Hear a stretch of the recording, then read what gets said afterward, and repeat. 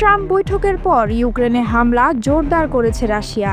অথচ বিশ্ববাসী ভেবেছিল আলাস্কা বৈঠকের পর বন্ধ হবে রাশিয়া ইউক্রেন যুদ্ধ। প্রথমবারের মতো ইউক্রেনের রাজধানী কিয়েভের প্রধান সরকারি ভবনে রুশ ড্রোন হামলা চালিয়ে মস্কো তার কৌশলগত লক্ষ্যে পরিবর্তন আনার ইঙ্গিত দিয়েছে।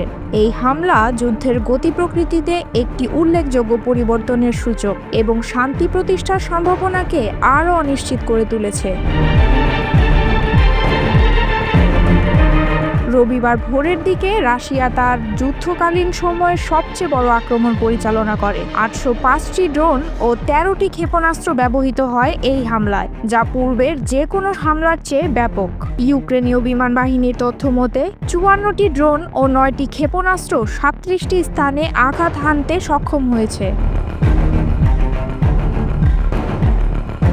হামলায় কিয়েভে কমপক্ষে 3 জন নিহত ও 18 জন আহত হয়েছেন, যাদের মধ্যে 1 বছরের একটি শিশু ও একজন তরুণী রয়েছে। সোভিয়াতোশিনস্কি জেলায় একটি 9তলা আবাসিক ভবনে সরাসরি আঘাতের ফলে এই মর্মান্তিক ঘটনা ঘটে। ইউক্রেনের প্রধানমন্ত্রী ইউলিয়া সোভিয়েদেস্কো নিশ্চিত করেছেন যে মন্ত্রিপরিষদের কার্যালয় হিসেবে পরিচিত সরকারি ভবনের ছাদ ও উপরের তলা ক্ষতিগ্রস্ত হয়েছে। এই ভবনটি কিয়েভের পেচেরস্কো জেলায় অবস্থিত এবং ইউক্রেনের প্রধানমন্ত্রীদের কার্যালয় রয়েছে এখানে। এই হামলার প্রতীকী গুরুত্ব অপরিসীম। যুদ্ধ শুরুর পর থেকে কিয়েভের কেন্দ্রীয় এলাকা অত্যন্ত সুরক্ষিত ছিল, কিন্তু এই প্রথমবার কোনো সরকারি ভবনে সরাসরি আঘাত হানতে সক্ষম হয়েছে রাশিয়া। এটি পুতিনের শান্তি আলোচনার প্রস্তাবের সত্যতা নিয়ে প্রশ্ন তুলেছে এবং দেখিয়েছে যে মস্কো যুদ্ধ আরও তীব্র করার পথেই রয়েছে। এই হামলার মাত্র কয়েকদিন আগে ফ্রান্সের প্রেসিডেন্ট ইমানুয়েল ম্যাক্রন 26টি দেশের একটি কোয়ালিশন অব দ্য উইলিং গঠনের ঘোষণা দিয়েছিলেন, যারা যুদ্ধ শেষে ইউক্রেনের শান্তিরক্ষী বাহিনী পাঠাতে প্রতিশ্রুতিবদ্ধ।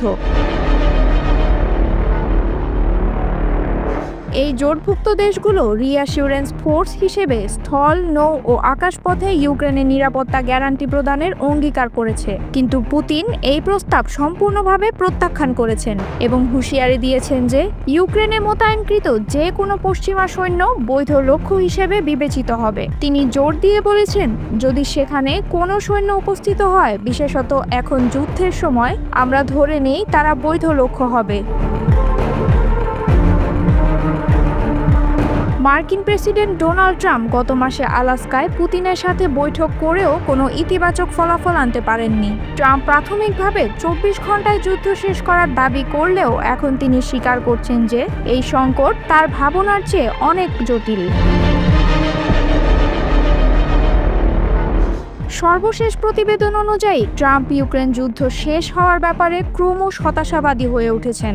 পুতিন ও জেলেনস্কির মধ্যে সরাসরি বৈঠকের সম্ভাবনাও দূরবর্তী মনে হচ্ছে, কারণ পুতিন জেলেনস্কিকে মস্কোতে আসার আহ্বান জানিয়েছেন, যা কিয়েভ অগ্রহণযোগ্য বলে প্রত্যাখ্যান করেছে।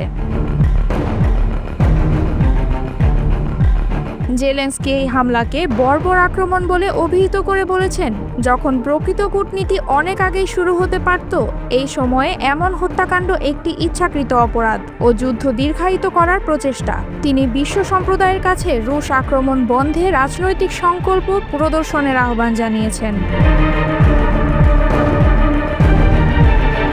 রাশিয়ার এই সর্ববৃহত্তম হামলা ও সরকারি ভবনে আঘাত স্পষ্ট করে দিয়েছে যে পুতিন শান্তি আলোচনায় আগ্রহী নন। চীন ও উত্তর কোরিয়ার সাথে রাশিয়ার ক্রমবর্ধমান সামরিক সহযোগিতা এবং পশ্চিমা নিরাপত্তা গ্যারান্টির প্রতি মস্কোর স্পষ্ট অস্বীকৃতি আন্তর্জাতিক কূটনীতিকে আরও জটিল করে তুলেছে। বর্তমান পরিস্থিতিতে ইউক্রেন যুদ্ধের শান্তিপূর্ণ সমাধান আরও দূরবর্তী মনে হচ্ছে। রাশিয়ার আগ্রাসী কৌশল ও পশ্চিমা শান্তি উদ্যোগের প্রতি তার নেতিবাচক মনোভাব ইঙ্গিত দেয় যে এই সংঘাত আরও দীর্ঘমেয়াদী হতে পারে।